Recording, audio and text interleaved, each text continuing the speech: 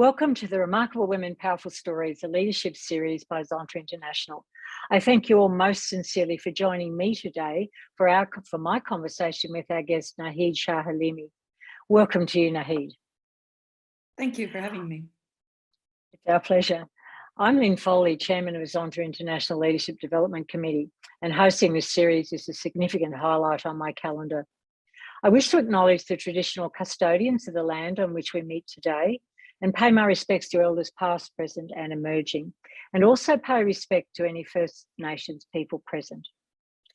Zonta International is a leading global organisation of professionals empowering women worldwide through service and advocacy. Zonta is now in its second century and has more than 28,000 members in 64 countries, working together to make gender equality a worldwide reality for women and for girls. It's now my pleasure to more formally introduce you to Naheed, who is joining me from Munich in Germany. Firstly, I'll give you a picture of some of her achievements. Naheed, born in Afghanistan, fled the country as a young girl with her mother and her sisters and began a new life, first in Canada and later on in Germany, where she now works as an artist, an author and an activist.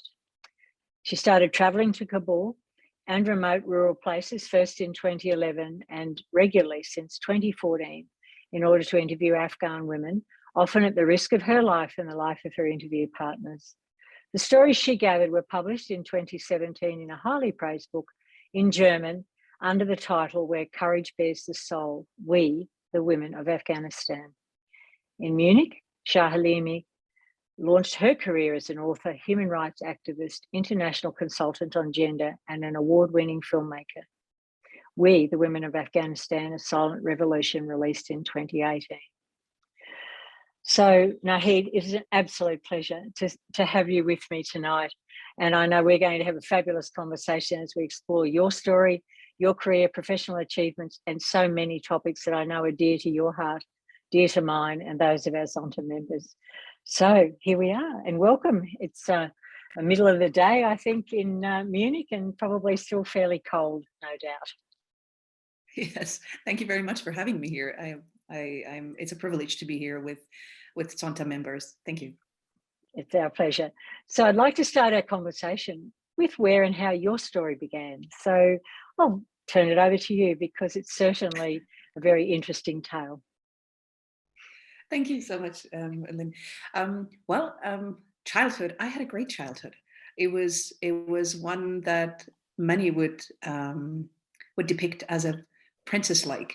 So my childhood was during the golden era of Afghanistan, where things were really flourishing. Also because it was a privileged childhood, I must say. My father was 7 times minister, and yes, it was the high society of Afghanistan.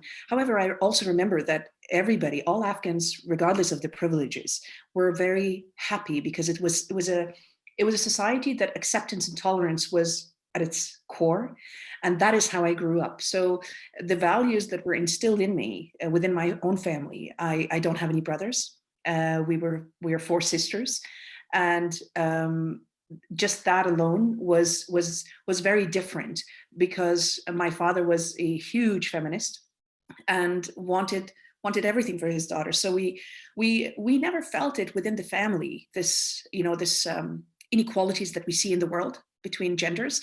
But however, in society, I felt it from the day that I remember.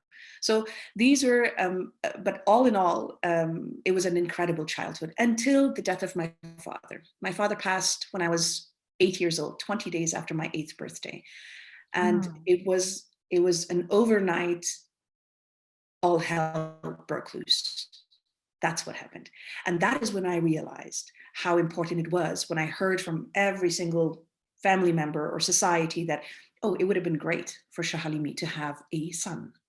Sharia law has always been in Afghanistan. Afghanistan has always been an Islamic country, and the Sharia law is not very kind to a lot of women left behind if the male, let's say, the male head of the family passes. And but then on top of that, we were anti-communist. By then, the Russians had already invaded, and we were anti-communist, and that didn't help either. So it was like it was like a curse. The privileges that we had, or the money that was left behind by my father, as well as the gender issue, became very present in my life from very early on. So the things that we saw at that very tender age was not only traumatic, but it was also something that shaped a lot of our lives. So and today, when you see it, I mean, history seems to be repeating itself, especially today. It does, doesn't it? Today is an incredibly cataclysmic day, I think, in our world, and it's followed very closely on the same, for different reasons, but a similar event in your own country of birth just last year. So for most of us, it's unbelievable in my lifetime to see those events. So I'm sure in a moment we can pick up on a little bit of that story. Can you talk to us a little bit more about, I know you departed Afghanistan, fled Afghanistan, in fact, and went to Canada. So is there anything about that you'd like to share with us today? I think I was 11 years old when my mom decided to leave Kabul with my sisters and my grandparents from my mom's side.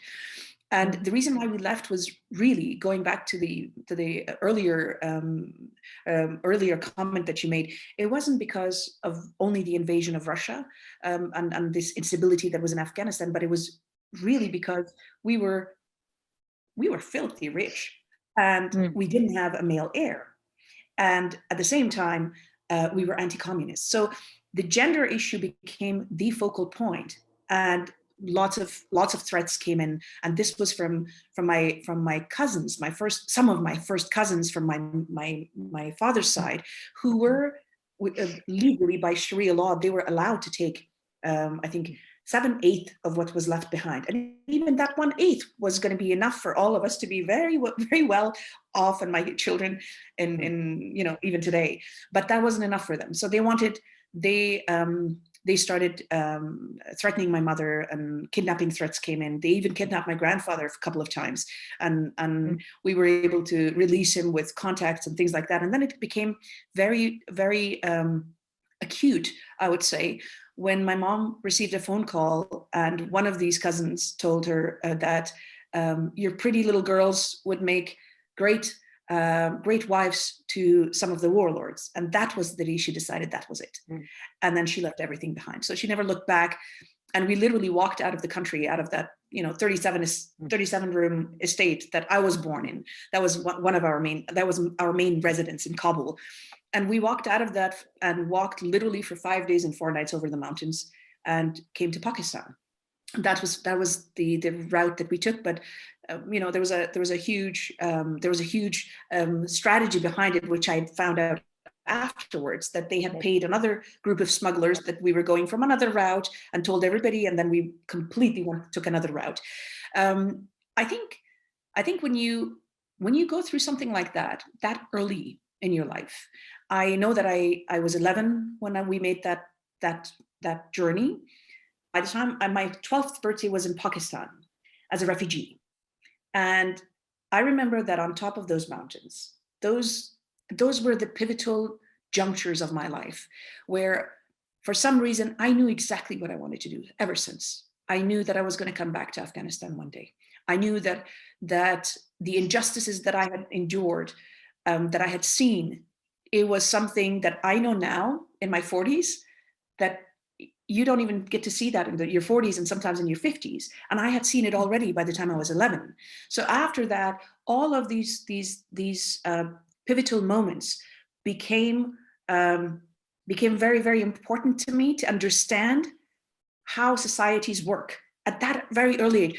The concepts I didn't know, but I knew exactly what I wanted to do in life. I knew that I wanted to tell about it. I wanted to make sure that girls don't feel, because we didn't have that at home, but society made it very clear to us. So things like that, these moments in life. And then eventually we went, after 10 months or 11 months, we were accepted as immigrants in Canada, and then a completely new life started and flourished from then on. And I think that these I would even say that up to that point, before I even became a teenager, were the pivotal moments that made me who I am today. It's I know I've heard some of that from you before when we were talking a month or so ago, and I still find it a range of emotions come across me as you talk about your story. So thank you for sharing that, because for many of us it's outside our experience, and we can only look in to the lives that you have and work hard to understand. And it's understanding that brings a different world in front of us.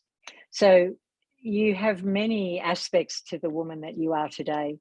You know, you are a woman. You're a woman who is Afghanistan by birth, from Afghanistan by birth, and you're a global citizen. But more importantly, in that author, speaker, activist, filmmaker, the range of things that would describe your professions. And gender equality is right at the heart of that. So is it all those experiences as a young girl that's taken you to be an activist, and particularly around gender? Yes. What's driven you in that direction, I guess? I think I often think about this, today as an adult, as a mother of two girls also. And I wonder whether I would be doing all of the things that I do today with the force that I have, which I don't know where it comes from, to be honest. It must come from there, because it's a lot of work. Lynn, it is a lot of work. It's 24/7 work, and it's constant battles that we have to fight every single day. And the more that I have done my work, most of my work has been in outside of Afghanistan, but always involved Afghanistan and Afghan women, because that's where the roots come from. I will always have a soft spot for that region. I will always have a soft spot for Afghanistan. I would never be able to, completely be neutral about it. And I think that it is these hardships and these traumatic experiences that keep on coming back up with every juncture after that, which means that I saw systems within Munich, within Canada, within the Western world that have parallels to what I had in Afghanistan. Whereas, today we talk about the Taliban, or even before, conservative thoughts or conservative ideologies do not have any borders when you really think about it. And this gender equality, it's a good thing that we're talking about this, and it is based on gender, because it's the systems. It's the systems that are made, and we don't have the equal representation on the tables, and the all-inclusive representation on the tables, which bring about these kind of decisions and these kind of atrocities into the world. Whether it's with Afghanistan, whether it's in Texas, rolling back, whether it's in Ukraine today, as Russia walks into Ukraine, whether it's Poland with the anti-homosexual signs or zones. We're talking about systems that are not working here. So I realized that the parallels, I saw that throughout my adult life, throughout my university years, my college years, where in every single, it felt like, oh, wait a minute, I still have to fight for gender, even if I'm not in Afghanistan. So wait a minute, there's a lot of parallels. And that is what it became when it became very, of course, very present in my life. And to be honest, I've made something constructive out of all of these traumatic experiences. There's one side, you can go and sit down in a corner and whine about it and do nothing. The other thing is that you can actually make it into something constructive. So I found a way to put all of what I do today, whether it's the films, whether it's the paintings, whether it's the digital art, whether it's the books, whether it's my own social impact company, I make sure that the core of all of that is based on something that has to do with justice. And justice for all, of course, it's a utopian idea or ideology to think about it. However, you do and you can make a lot of differences by building platforms and connecting with the right people to do so. So yes, to answer your question, it is definitely based on gender.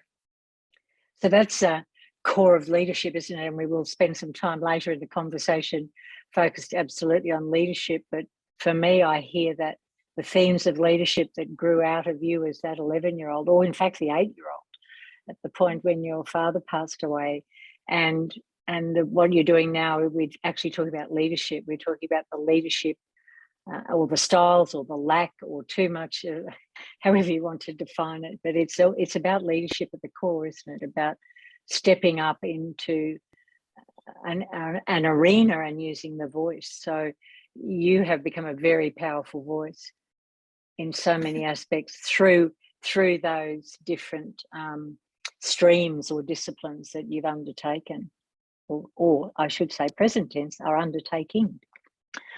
So can we pick up now the notion of the prospects for women and girls in Afghanistan since the fall of Kabul back in 15th of August 2021? It seems such a short time ago, and again we're reminded about invasions today with the events in Ukraine. You're heavily involved with work in bringing together those strong Afghan female voices, and I know you've got a book well underway that you'll release later in the year. So can you pick up some comments about the prospects for women and girls, and how you came to get those female voices together and collected? Well, Afghanistan, as I mentioned, I have always been involved in Afghanistan, even in the past 20 years. In some way, shape, or form, I've been involved, especially in the last decade, quite intensely, not only to make the film or write the book, the previous book in 2017 and the film in 2018, but also to build programs and consult a lot of people on the ground to make sure that it is Afghan solutions for Afghan problems. And therefore, it's a very specific way of keeping the identity of a folk, of a society, because that is the only way that you can make change. You have to make sure that you understand the society very well in order to make those changes. Afghanistan has always been a very conservative society, an Islamic society. And these ideologies, these conservative ideologies, have pre-existed in pockets of the country. Yes. After the fall of Kabul, of course, I mean, I have projects. I had projects in the past as well, and I still have a project in Afghanistan that is running. And 15th of August was another one of those pivotal moments that I spoke about. It was another juncture in my life. I don't think that I would be giving you the same interview that I'm giving you today, or this conversation would not go this way. It would be a completely different conversation if it was done before the 15th. Something happened on the 15th to all of us. And by us, I mean anybody that was involved and is involved still in Afghanistan. Although in every society, in every field, you have people that work together and you have people that we can't work together. For some reason, a lot of people came together after this, that this true solidarity came, where the cause became much more important than, the egos of people. And that is the one thing that I can say, the positive thing that came out of it. But to say that we don't have moments where we really break, it is getting less and less. The first 3 to 4 weeks, we could barely speak. We were busy just evacuating people. And the evacuations mostly did not happen with our colleagues that we have been working with during years and years in governments. Nobody returned the emails from the governments. They still don't. But we had made connections through human connections, basically, and also the people that worked there. They helped. Some of them. There's still a lot of people that were not picked up, and some of them have unfortunately been they've been targeted and killed. A lot of them are in hiding, and I'm talking about women. Some women are still in custody. And finally, I'm very happy. It's a bittersweet thing for all of us that we have been saying this when we knew of all of these reports from day one, from 15th of August, that people were being kidnapped and they're missing, and now they're starting to talk about it because the international community finally believes us. So that we have been saying all of these things. So. This is just to put a context into what has been going on. What we did is that with my publisher, we sat down for 6 weeks and we wrote a book. And I contacted about 13 women, and these are truly the crème de la crème. president of the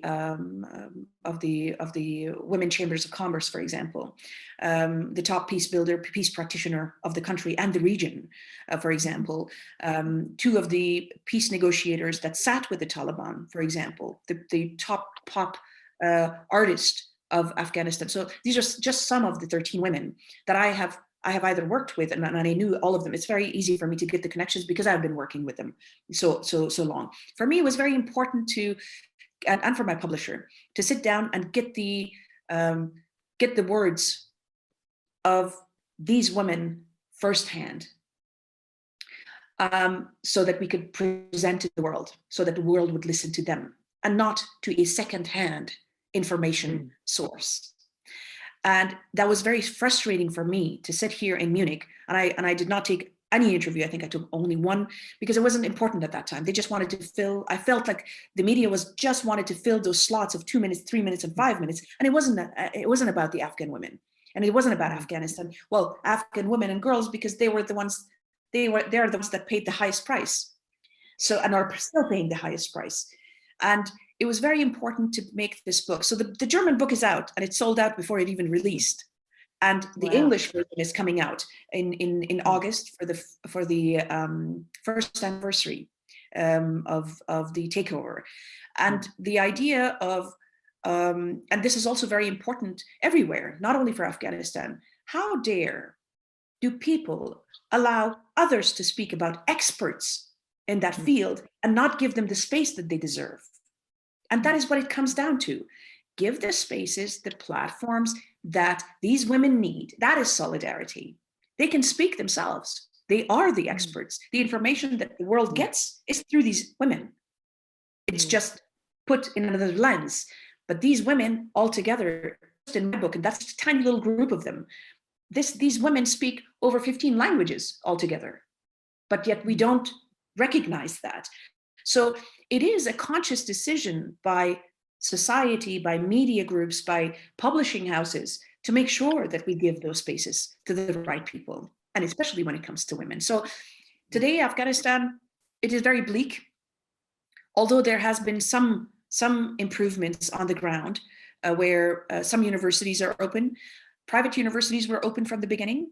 The university that I work with, and I have been supporting for 7 years now, we have a scholarship program for midwifery. And it is a very important program because 16 out of the 34 provinces of Afghanistan did not have, or does not have, any female health service worker.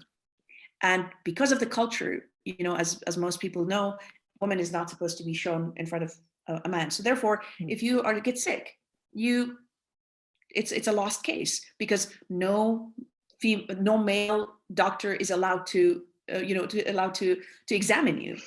And that was the whole idea of the base of that. And it was, I'm very proud of this program because I based the research on 1996 to 2001, when the Taliban were ruling.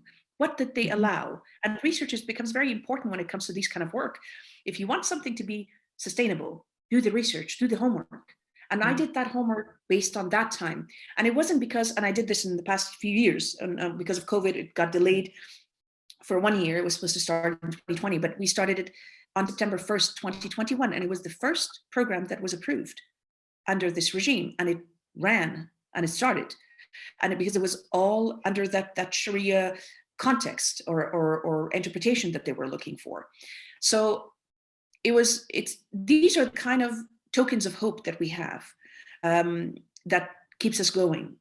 The book was a platform so that we lobby and tell the world, you don't fit one Afghan in a panel of 6 just because you want to have a show. It should be the other way around. There should be 5 Afghans, and maybe, if there's space, 1 foreigner, because they will be informed. So we are basically building on every single token of hope that we have. That's the only thing we can do. We lost a lot of gains, if not almost everything. But yeah, it's going to be a very tough road, and we are starting from 0 again. And it's a tough one. I'm not going to sit here and say, oh, it's okay. And I've put a nice makeup on. It's a good day today. but tomorrow it may be a bad day when it comes to Afghanistan. But all I know is that the top leaders, female leaders of Afghanistan, I am very much in contact with them, and we are doing everything in our power. And it's a big movement. And that is the only movement that I think is truly standing against such ideologies that are going to be suppressing women and putting them back thousands of years. And like I said, these are the moments where we get our motivational force, because it is 24 hours of not only physical but also mental health. You gotta be a tough cookie, and we have been a tough cookie. It's just it was a tough one to swallow. But I look at the bright side of the day, and I love this life, and I hope that we are able to make life better for the women of Afghanistan, and not only for women of Afghanistan, but for all women, so that we learn from these situations and go to the core of the problems and try to solve them, and not just push them under the rug. And that takes me to the question about what do you think the lessons are for all women in the world as a result of the events in 2021? There must be many lessons in there that all of us need to pay attention to. I think that as professionals, I can say this, that we have to categorize this. As professionals, as professional female leaders, there's a huge responsibility on our shoulders. We all are, basically, there's lots of business women that are in this crowd. Social impact businesses, for me, are the best ones. That's what I have. And I think that that's the platform that you can use for profit social impact. We have to teach young women, and especially the young entrepreneurs, you have to give them the spaces and the platforms, and in a way teach them and open these doors for them, so that they can walk. They will have their own problems, but so that they don't have the same problems as we did. And I think that solidarity in that sense is extremely, extremely important. I see a lot of women that have built incredible things in this world, but they have never thought about having somebody replace them one day. We will have to replace ourselves one day. We can't be living, to a certain, after a certain, like every generation is approximately 7 to 10 years. Then it changes, the generations change. But now every generation also has something beautiful that they bring in, something new. Then teach these women, bring them in, become their mentors. And that's what I think is going to be the key to not making the same problems, but rather finding new solutions for new problems. So I think that in order for us to get out of the circle of the same problems over and over and over again for decades, we need to first do the homeworks. I mean, look at the World Economic Forum Gender Gap Report 2021, for example. We had 99.5 years in closing this gender gap, and it has increased from that to an average of 135.6, something like that. And now we are talking about, certain Europe has something like 52, 53 years that gender equality is supposed to reach there. There's no country in this world that has that. Iceland has it very close, but it's still 11% less. So 11 or 12%. And COVID hasn't helped. COVID has pushed the numbers back. And of course, it's, again, all of these external factors are a huge thing that stops women from going forward. Now, how can we get together as leaders and make those steps? And I think that lessons are learned when you consciously stop and analyze a situation and say, how can I have an impact or give my input to make that better? Look at the numbers. There's I think it's 22% or 25 or 26% of the parliaments around the world are women. But yet we represent something like 49 or 50. I don't remember I haven't looked at the data, but it's close to 50% of the whole population of the world. But yet we don't have representation. How could we make policies and when we don't even have those half-half on the policy-making tables. Same thing, going back to what you said from what can we learn from Afghanistan? I can turn it around and say, okay, Taliban, we have now no control over it. But didn't we have control over the other half, where we had all male delegations all the time that went and met with the Taliban? That was in our control. We have signed declarations, we have signed resolutions, we have signed 1325. Most of the countries have, I mean, the Western countries have, where it also says that it's 50-50 when you have a delegation that goes somewhere and speaks. If you make it something normal, if it is this normalization of only having all male group going to represent some country and ideas or ideologies or things like that, you're not helping. So why don't we speak about these things? Why don't we pressure the politicians, and why don't we go and give them these advices? Because as leaders, as entrepreneurs, as people that have kind of made it in this world, you do have that right. You have that when you knock on the door, that door opens. And yes, it's work, and it's going to be a lot of lobbying. But that is the only way that we can get to what we want to get.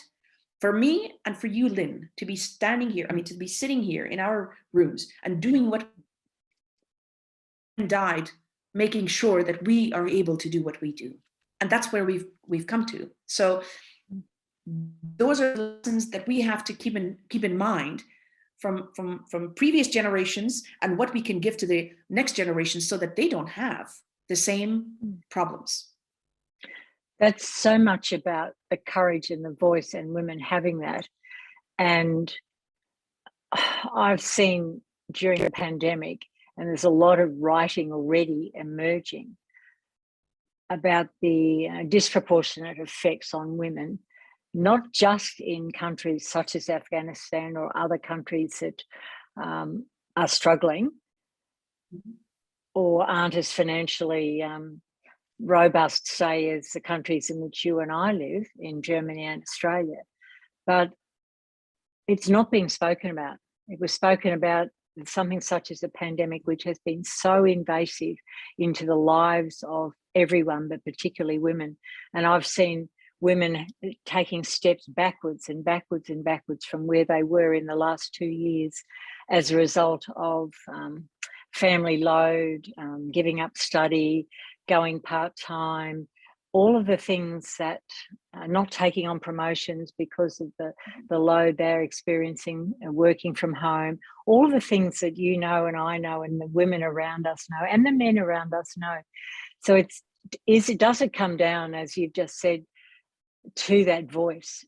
And how do we encourage other women around us to take the step forward, to have the voice, to be one of that 50% that sits around those decision-making tables, and the younger women, particularly from where I sit, the women in your generation and the generation after you, your daughters, how do we get them to see the need to do that and have the courage? You know, what's the answer? Because I always thought that as a baby boomer woman, that the generations that followed me, that if we worked really hard on that courage, the leadership, we'd have a different world. It is different from when I was 40 and when I was 20. But I'm really concerned about the regression we're seeing, not just in Afghanistan. No, it's for sure. I think it has to do with the conscious decision of making that conscious decision to say, well, enough. And yes, it's going to be uncomfortable. Yes, people are going to be closing doors on you. It may even have some financial repercussions.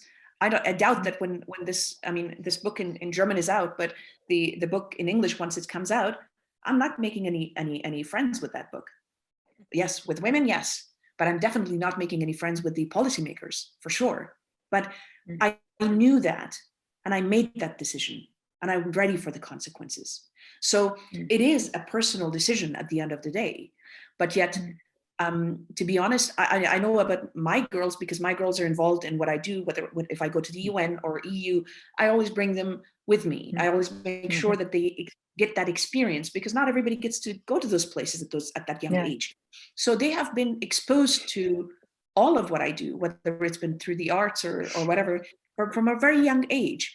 This morning, it's really funny that this morning, my daughter, before I came to the office, I dropped her in her school, and she said to me, and she just turned 17. She said, "Mommy, do we have to move to Canada? Because they have a Canadian citizenship, and because Ukraine just happened, and it's the first time that there's like an actual active war, just literally just a few hours away from us." So, and so they are following more, but it is a very, very slow pace. And I think that we have to remind young generations that do not take these rights and freedoms for granted, because it is literally a matter of a day where it could change, a snap of a finger. And I think that the reminders have to be at the grassroots level. So whether it's the politicians, if we know of politicians that are feminist, yes, and being a feminist is not a bad thing. And to change this whole narrative around women and feminism and equality, let's change and control that narrative, because it's being controlled by others now. It has to be informed by the women. All of these narratives have to be informed by women. No man can inform the narrative of feminism or women, or what the needs of the women are in specific parts of the world. That goes back to the Afghanistan too. Nobody can give or inform the narrative of Afghanistan and Afghan women but Afghan women, because we have highly qualified experts. Exactly, that we have highly qualified expert females all around the world in every section that can do the same. So we need them on these decision-making tables. And it's on us to find a place there, but it's also on the men around us to make some space for us. And how do we get them to do that? So it's a very challenging space. And I know, as you well know, Zonta envisions that world that we're talking about, with the gender parity. And I was naive enough to think when I was 20 something that we might be close to being there by now. But when I read the last World Economic Forum gender gap report, I was the same as you. I just went, really? We're not getting there. And it's not just, it's in every country. It's not, there are only a few countries that are doing really quite well. So let's move on. The conversation is flying. The time's just going, Nahid, and it's so interesting to hear your views on these things. Can we move quickly to who are the people who have influenced you? Because most of us, as we come through the careers, have people that influence us. Who's influenced you the most, and maybe mentored you, if so, and the connections that support you? I think the women and the people that have influenced me are people that nobody knows, starting with my mother, living through what I lived through at that young age. It gave me the strength to see a woman like that go through hell and back 5 times. And just because she was a young, beautiful widow of 4 and had 4 little girls. So all of those things instilled, those influences came from her first and foremost. But throughout the years, I must say that every time that I've been, whether it was in Iraq that I went with the Yazidi women, I mean, I had a project there that my company, We the Women, consulted, and whether it was in Afghanistan trips, I mostly got my power or my influence from those women that nobody knew. When you see them work the way that they did and survive, and that instinct, I swear to you, I felt this small every time I interviewed a woman in Afghanistan or in Iraq. And you come back here and you hear I call them luxury complaints. I had an issue coming back and accepting this society. That's what it was usually, because you look at the problems that they really have, and those are survival. They have these issues that really means either survival or death. And then you come here and it's completely different context. So the influences, of course, these wonderful women of the world that have paved the paths for us, whether it was, Toni Morrison or Oprah Winfrey or these wonderful young people as well, a lot younger than me that I'm looking at, I'm going, oh girl, they always will be influencing me because I always look up to them and I read about them because I want to know what they do. But the real influences, I think, comes from people that not a lot of people know. The strength that I get and the oomph that I get is when I see a woman, for example, one specifically that comes to my mind was a warlord, the only female warlord in Afghanistan. She couldn't write and read. She was 71 years old when I interviewed her. But she was in a remote area of Afghanistan, a very conservative area of Afghanistan. She was leading an army of men to fight against the Taliban. She was there when the Russians invaded Mujahideen, and then the Taliban, and then again this US invasion, and then again the Taliban. So she has been like fighting for the past 50, 60 years. These are the kind of people that influence me. It's interesting you say that. Just a week ago, in my Zonta Club, we had the privilege to hear from a young woman, 17, who fled Iraq when she was a lot younger, and her mother brought her along, and she's going to school in the city in which I am at the moment, and spoke to us about her life prior to coming to Australia. And when you speak about being influenced by the people that nobody knows, and that was an experience, and I walked away from that saying, that's another story, and I need to remember that. I need to learn from that, and I need to be humbled by that.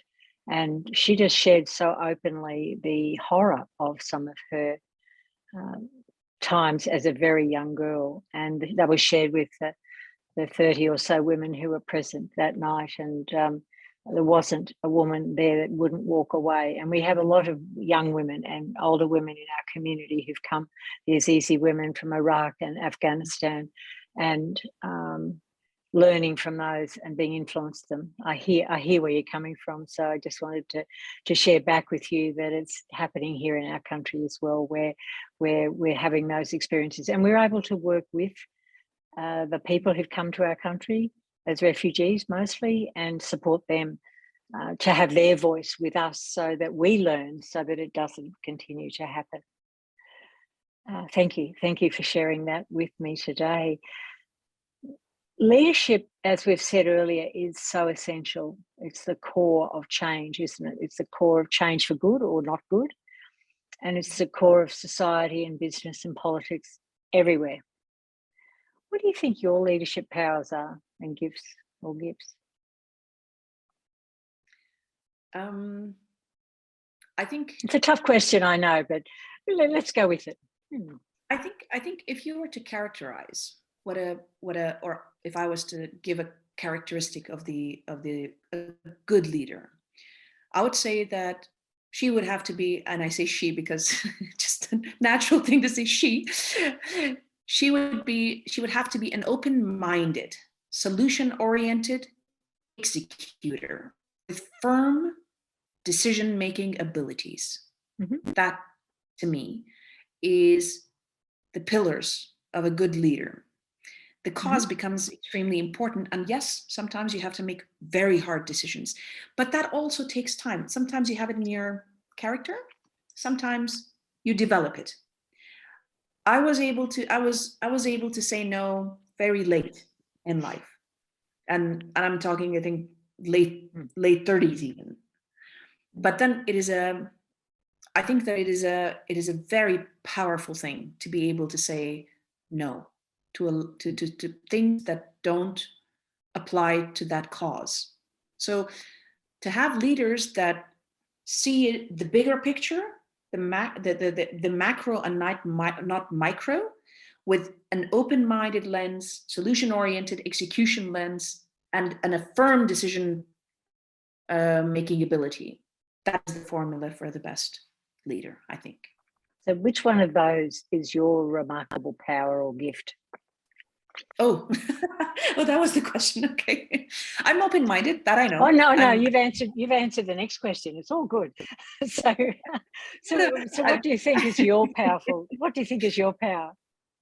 Decision-making ability, I have learned in the last decade. That I got it now. It's very late because I was always, trying to please people. Doesn't get you anywhere. Solution-oriented is always been in me. I've always looked like if somebody, I don't see a problem. I see, how can we find, those are not challenges.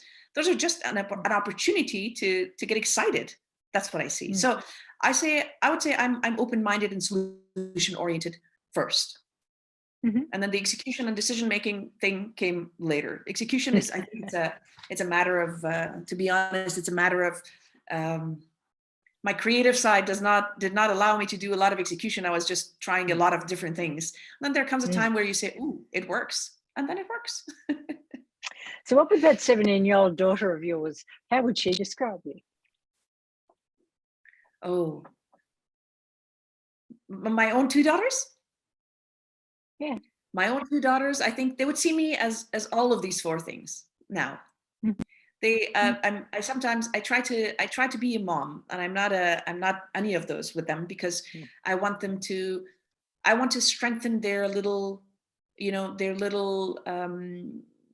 wings, and they have to fly towards the direction that they feel comfortable with, not what I have instilled in them. And I don't want to instill anything else but good values and righteousness and be a kind human. The rest, I have left them this ability to make decisions. I let them do that very, very early in their lives.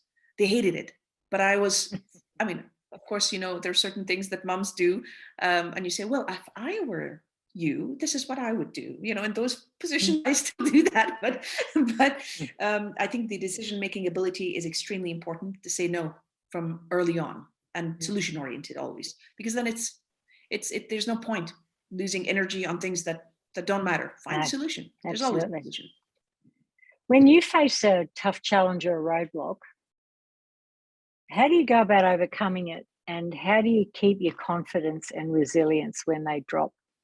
Because usually in a barrier or a roadblock, the first thing for women is the confidence and resilience drops. So I wonder how you work. You've had a lot of those in your life, no doubt. So how do you work through that? How does Naheed do that? That every single project that we do, especially when it comes to Afghanistan, it is, if you look at it as a challenge, it's 90% challenges. Only 10% holds you up. I usually, I see them, like I said, as a sign that tells me to reassess whatever it is. And it's a good thing. It's a really good thing. And that, thank God I had it very early as well, where it gives you a chance to back and look at the whole project again and assess. And then you may actually scrap the whole project. But that also comes with time. I think that the most important thing is to find the tools. And today in 2022, we have never been in a better place than today. With one click, like literally anything that you're looking for, you can find for free. But you just have to make sure that you are in that mindset. So the mindset comes the first thing is the mindset, to have that, to say, okay, well, problems, all right, let's sit down and solve them. But just by fluke, yesterday, a project that we were working on for the past, I think, 6 weeks, very intensely, I scrapped the whole thing. I called and I made the decision. I said, we are out.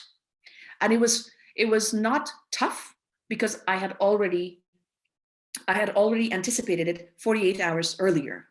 Today, I don't keep it more than 24 to 48 hours. I switch the page because it's just energy is sucking out. So it's really the mindset of how do you the roadblocks, it's the mindset. Take a breather. If you need to sleep, go to sleep, go for a walk, whatever you need. You need those hours to completely empty your head. And then for everybody, I think it's different. Some do meditation, some do, music, whatever, some sleep, some eat chocolate, whatever it may be for you. I think that the most important thing is to make sure that you and keep the emotions away. Keep the emotions away. That way you can make a clear, conscious decision. And even if it's just a decision, good or bad, doesn't matter. Depends on how you see it afterwards. If you turn the page and you don't think about it, then it's good.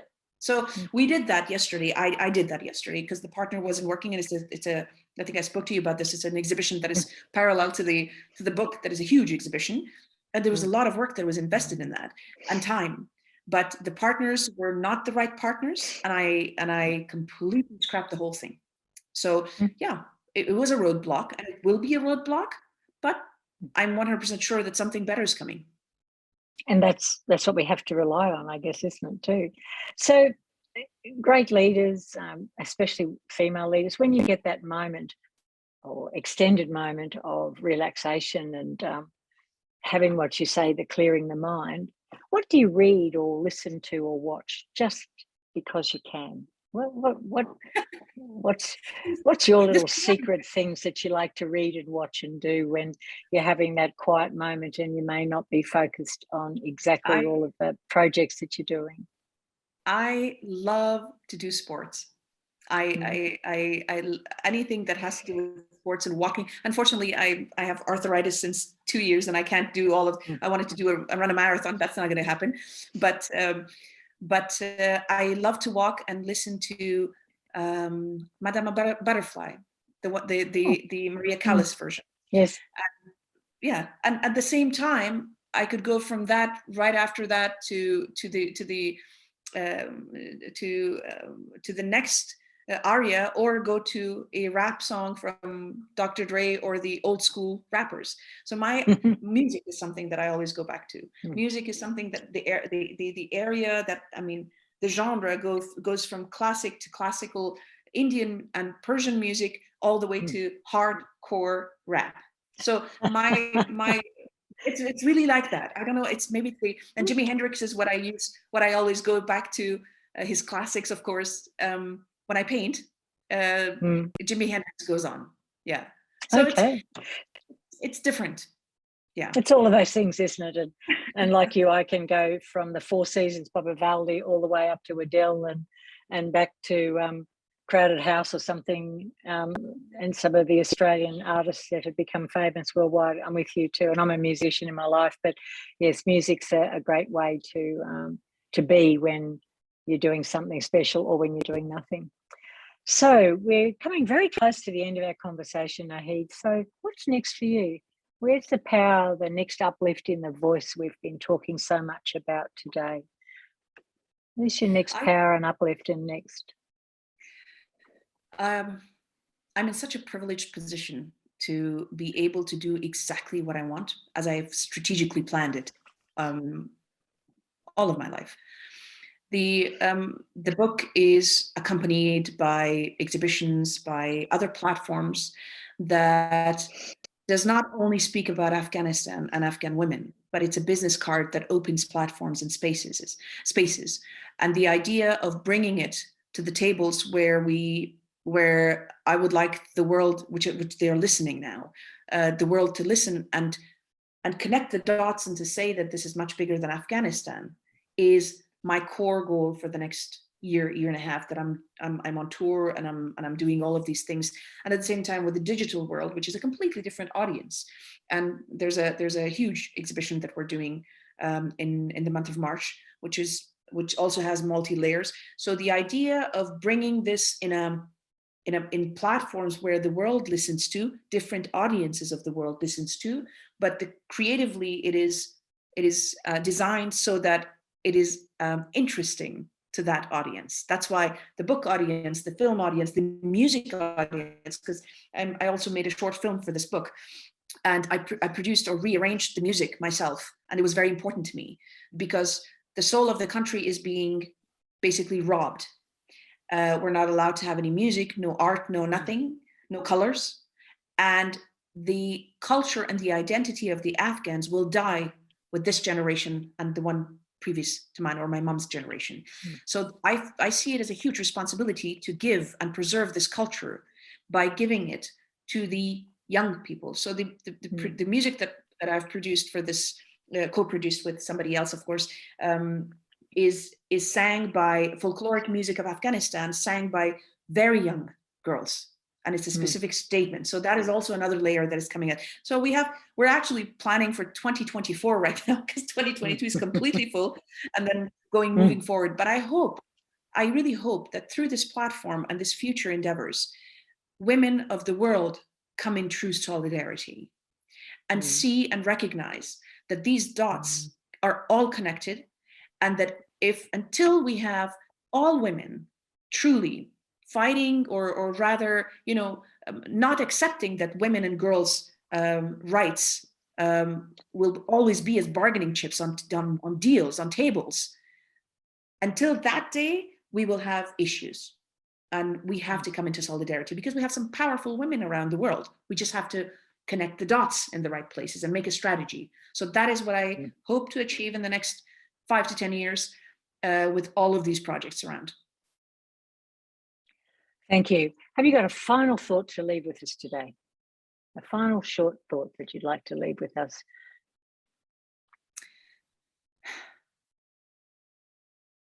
Do what is right. Even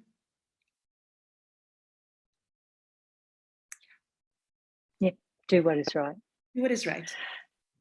Thank you so much, Nahid. Don't be sorry. Thank you so much. It's an emotional conversation we've been having today about very emotional topics, very close to you. They are you. You are a woman of Afghanistan, and you've shared so much so generously with us today from your heart about who you are and your people, and the way in which you are working so strongly to support them and to make a difference. And hearing you today, I feel quite emotional, and I also know that people who watch are watching this story, this remarkable story, will feel likewise. Thank you so much for that generosity. You're truly a remarkable woman, and your story is powerful. It'll live on with those who hear it, and we're proud to have you as our friend. And thank you again for being part of our webinar today. So to everyone watching, our next webinar will be in April, at the end of April, and our guest for that, it'll be a bit of a surprise coming your way shortly.